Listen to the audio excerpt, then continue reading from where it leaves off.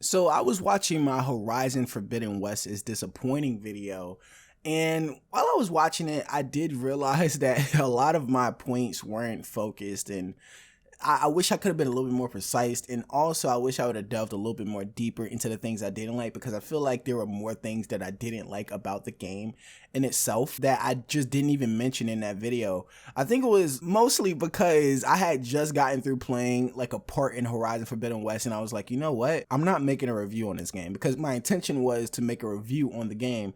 And the reason why I said I'm not making a review on this game is because I don't intend on ever finishing that game. I mean, maybe I might finish it one day, but it's not going to be likely in a time frame where a review would be, useful to anybody watching the review, or would be useful for my channel. It wouldn't provide someone who is afraid to buy Horizon Forbidden West with a good, opinion on the game. So it's just like, why even make the video or even try to attempt to finish this game to make a review?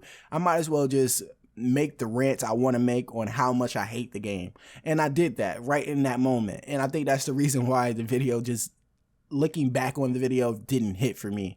I feel like I could have talked about so many other things that I didn't like, and then also things that I did like about the game, but that video was all over the place. But I came up with the idea that maybe, because a lot of you great folks who watch my videos provided some excellent comments and some excellent dialogue on Horizon Forbidden West, that maybe, I'll just read out some of your comments, letting people know the broader opinions on Horizon Forbidden West, because it seems like I'm not the only one who believes that the review cycle and the games industry really just skipped over a lot of things with this game. And I feel like maybe because there were so many games that released at the same time that they were just rushing through these games and didn't really give the care that was needed for the games.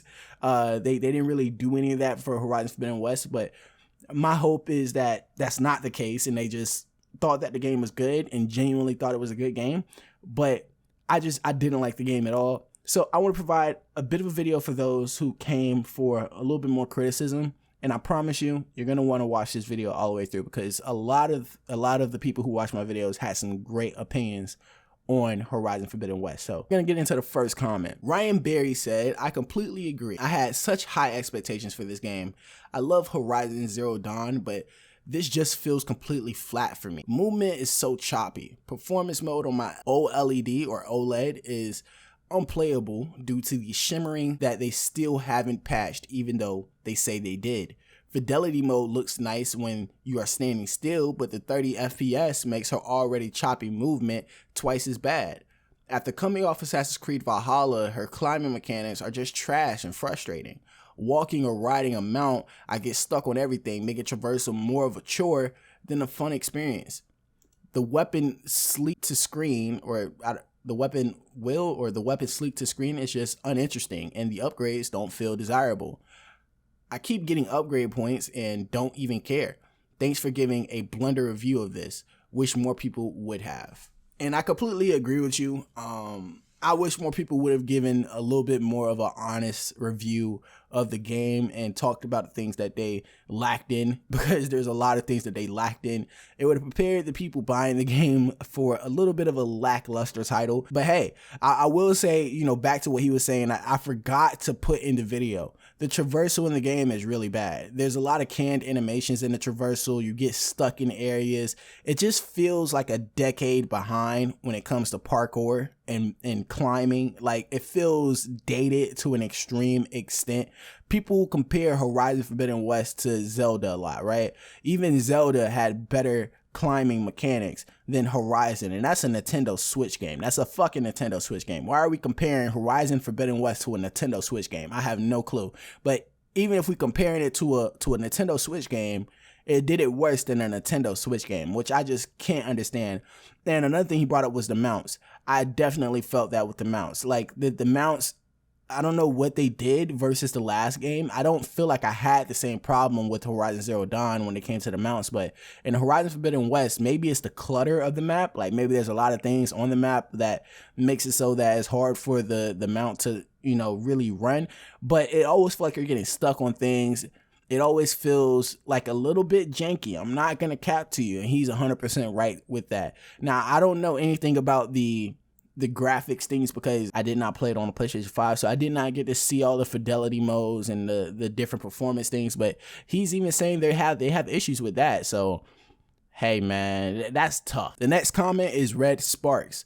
As a casual gamer, I loved Horizon Zero Dawn and somewhat like Horizon Forbidden West. What I don't like in Horizon Forbidden West is that it's more difficult to upgrade my equipment because I must precision shoot certain parts off a Dynamech before I destroy the Dynamech. If I destroy the Dynamech, it will destroy the parts I need for upgrades if those parts are still attached. I am halfway through the game and still use low level equipment because of this requirement for precision shooting to get the upgrade parts I desperately need. On top of this, I feel they nerfed the stealth mode in Horizon Forbidden West when compared to Horizon Zero Dawn. Battles are too long and too frustrating without these upgrade parts that are difficult to precision shoot off. Some of those parts are under armor that has to be also shot off and basically making stealth meaningless. Anyway, I am plodding through it and I will hopefully see it to the end. I did definitely notice that there was a difference in the stealth in this game versus the last game. In the last game, you could actually stealth your way through a lot of situations and you would also get the parts, I believe. I didn't get that far to Horizon Forbidden West to be grinding for gear, so I can't really speak on the grinding for gear part and the precision shooting.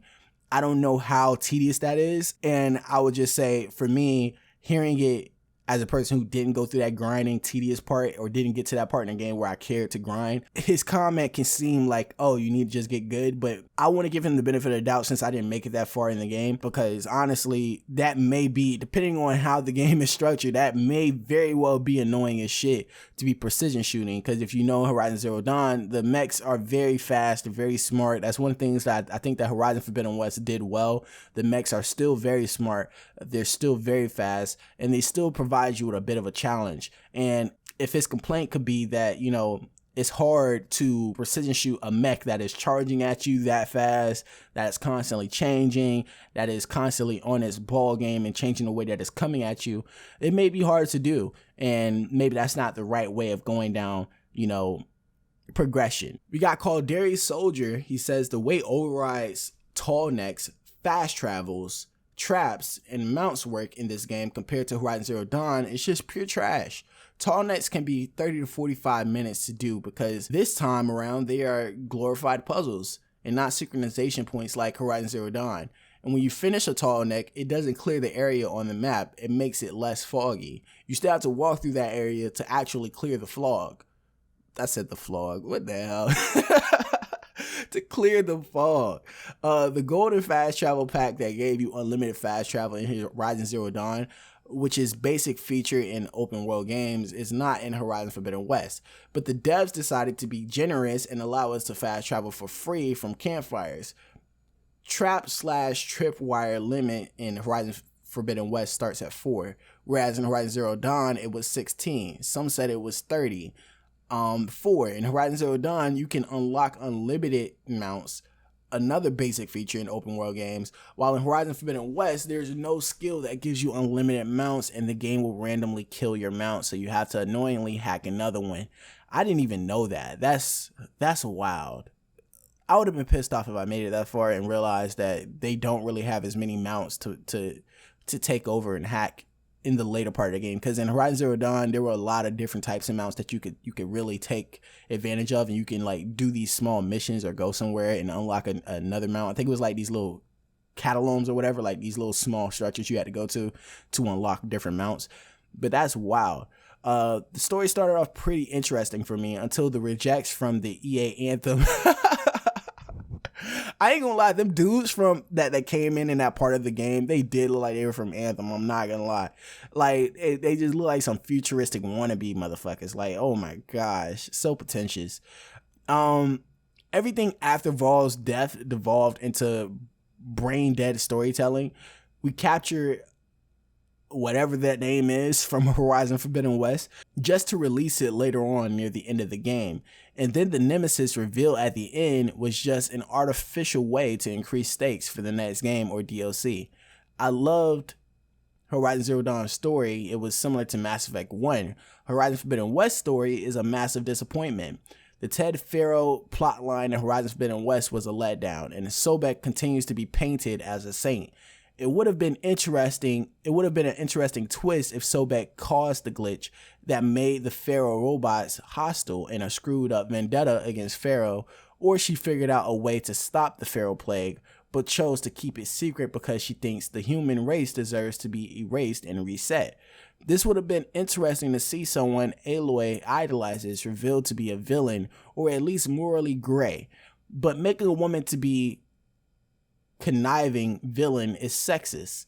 Yes, Regala was a villain, but since she was propped up by Silence, a toxic male, we can wave her away and her accountability. That was a mouthful. I'm not gonna lie. I feel a lot where you're coming from, especially talking about, Sobek and her relationship with Aloy. I feel like that part of the game, that part of the story was a little bit like roll your eyes-ish. It gave me Mr. Stark vibes. It gave me, okay, I like Spider-Man, but I don't like that Spider-Man is Iron Man's little bitch, and Spider-Man looks up to Iron Man and he's just like always glossy-eyed about Iron Man, and he just speaks highly about Iron Man all through his films, and it's just like, nigga, grow some fucking balls. like it's not that serious. Like, does this nigga have to worship fucking Iron Man? Like, does this have to be the case? And I feel like it's the same way with Sobek and Aloy, even though I kind of get that, it is a main part of the story. Like, Aloy is, a clone of Dr. Sobek. She is a savior of sorts, and Dr. Sobek is the one with all the answers. So it makes a lot of sense that she would look up to Dr. Sobek and be glossy-eyed about her and look at her as a mother figure or whatever the case may be. But it gets a little too much. I'm not going to lie. It kind of messed up the story for me a little bit. But that was all of the good feedback and conversation about Horizon Forbidden West, man. Let me know how y'all feel about what they said. Should they start their own YouTube channel? I think these people really did talk about Horizon Forbidden West in the most, I would feel like, articulate way. I think they articulated themselves very well about their dislikes of Horizon Forbidden West, and I really, hey bro, claps up to y'all. For the people who say that gamers don't know how to have good conversations and articulate themselves and really talk about the things that they dislike and don't like without being like, some type of Xbox, PlayStation war bullshit, like, y'all are on some fucking shit, because there are some people out here that really have some great takes. And honestly, I would like to make more videos like this. So make sure y'all leave comments in my videos if you disagree. We have great conversations over here. If you would like to just, write out like a paragraph or two or something like that, how you feel. And hey, you might be in a video like this. But I'll see y'all in the next video. It's been your boy ChelloC, and I'm out. Peace.